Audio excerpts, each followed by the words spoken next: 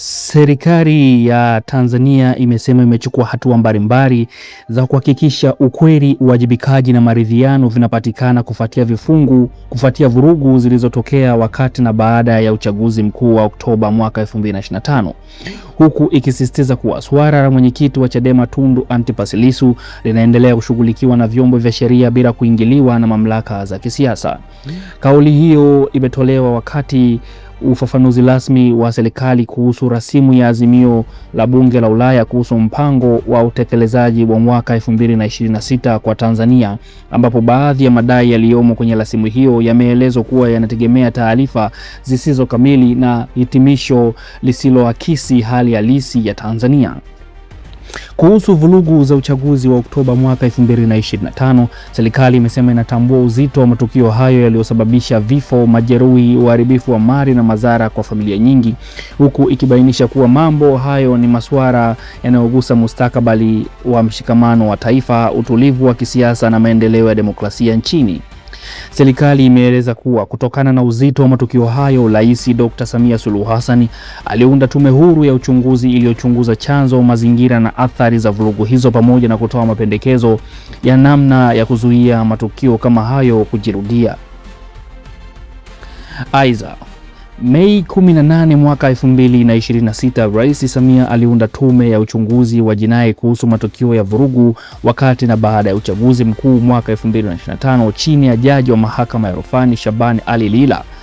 Tume hiyo imepewa jukumu la kufanya uchunguzi wa kina kuhusu vifo, majeruhi, watu waliopotea, uharibifu wa mali na makosa mengine ya jinai yanayodaiwa kufanyika katika kipindi hicho. Kwa mujibu wa serikali, madai kwamba hakuna hatua zilizochukuliwa kwa kubaini waliohusika na vurugu hizo hayazingatia ukweli kwamba uchunguzi wa kubaini wahusika binafsi bado unaendelea kupitia tume hiyo ya jinai. Uwajibikaji utawahusu wote watakaobainika kufanya vitendo visivyo halali bila kujali nafasi zao, taasisi wanazotoka au mwelekeo wao wa kisiasa, imeeleza sehemu ya taarifa hiyo. Serikali pia imebainisha kuwa pamoja na uwajibikaji, inaandaa mchakato wa maridhiano ya kitaifa utakaojumuisha vyama vya siasa, taasisi za umma, asasi za kiraia na viongozi wa dini kwa lengo la kuimarisha umoja wa taifa baada ya mgawanyiko uliojitokeza katika kipindi cha uchaguzi. Katika hatua nyingine, serikali imeeleza kuwa ripoti ya tume ya uchunguzi wa rais haijachapishwa hadharani kwa sasa kutokana na sababu za kisheria, kiusalama na kulinda mashahidi pamoja na waathirika waliotoa ushahidi kwa masharti ya asili. Kwa upande wa kesi ya mwenyekiti wa Chadema Tundu Antipas Lissu, serikali imepinga maelezo yaliyotolewa katika rasimu ya azimio la Bunge la Ulaya yanayomtaja kama kiongozi wa upinzani aliyefungwa jela. Kwa mujibu wa serikali, Lissu hajafungwa baada ya kuhukumiwa na mahakama yoyote, bali anakabiliwa na mashtaka ya jinai ambayo bado yako mahakamani na yanasikilizwa na vyombo husika vya sheria. Serikali imesisitiza kuwa hatima ya kesi hiyo itaamuliwa na mahakama kwa kuzingatia ushahidi na sheria zilizopo, huku ikieleza kuwa Lissu anaendelea kunufaika na haki zote za kikatiba, ikiwemo haki ya kuzaniwa hana hatia hadi itakapothibitishwa vinginevyo, haki ya kupata uwakilishi wa kisheria pia na haki ya kusikilizwa kwa haki mbele ya mahakama. Hivi vyote vitazingatiwa kwa Mheshimiwa Tundu Antipas Lissu. Serikali haiamui matokeo ya mashauri yaliyopo mahakamani wala kuelekeza mahakama namna ya kutoa maamuzi. Kufanya hivyo ni kukengeuka na ni kukiuka misingi ya utawala wa sheria, imeeleza taarifa hiyo. Katika ufafanuzi huo, serikali imeonya dhidi ya hitimisho la kisiasa kuhusu kesi ya Lissu kabla ya mchakato wa mahakama kukamilika, ikisema hatua hiyo inaweza kuathiri uhuru wa mahakama na misingi ya haki.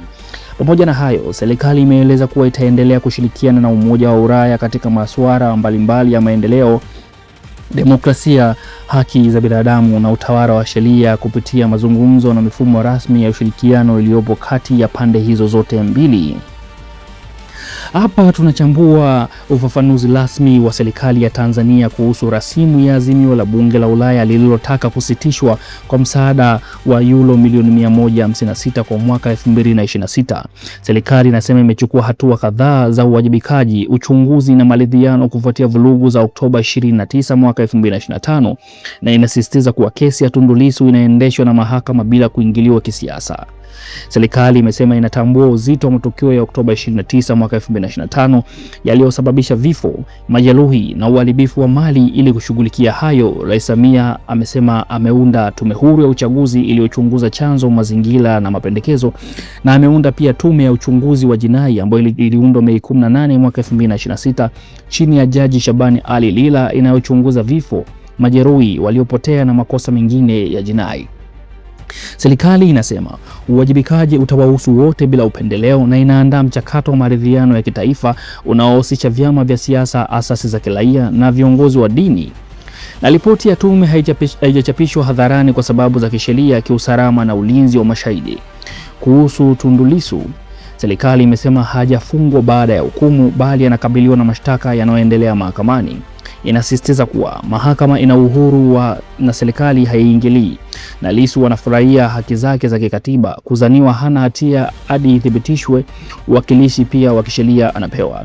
Serikali inapinga baadhi ya madai ya Bunge la Ulaya kuwa yanategemea taarifa zisizo kamili na inaahidi kuendelea kushirikiana na EU katika maendeleo pamoja na demokrasia.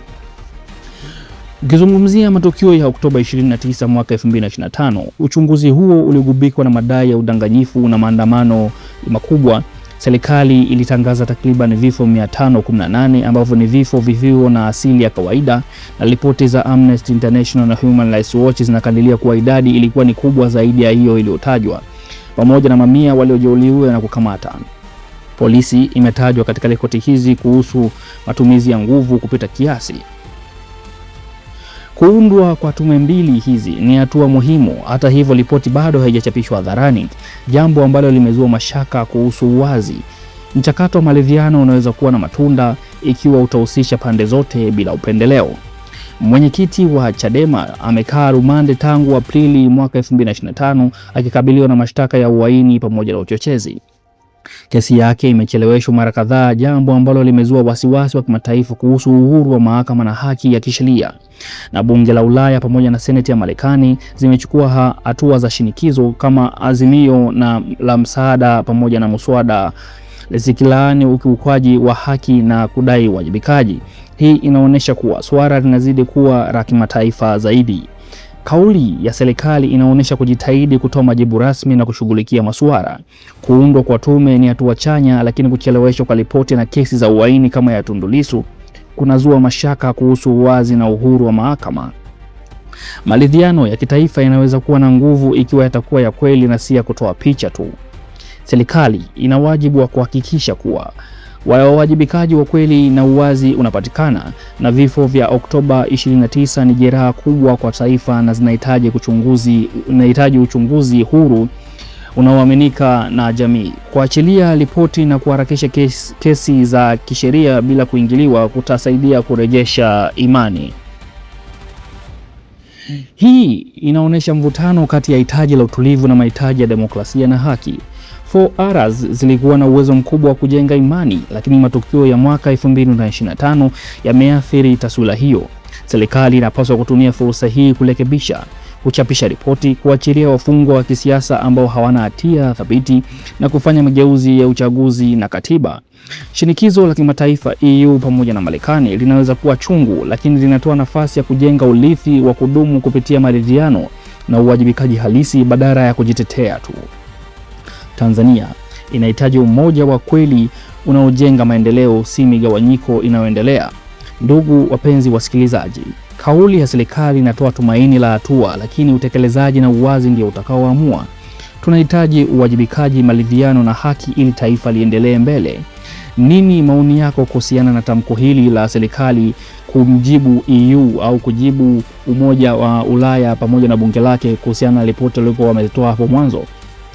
Kwa hiyo serikali ya Tanzania imeona ijibu hizo tuhuma ambazo zilikuwa zimelekwa, na sasa tunasubiri EU pamoja na bunge au Senate la bunge la Ulaya watajibu nini. Nini maoni yako kuhusiana na hiki walichokisema serikali hivi sasa?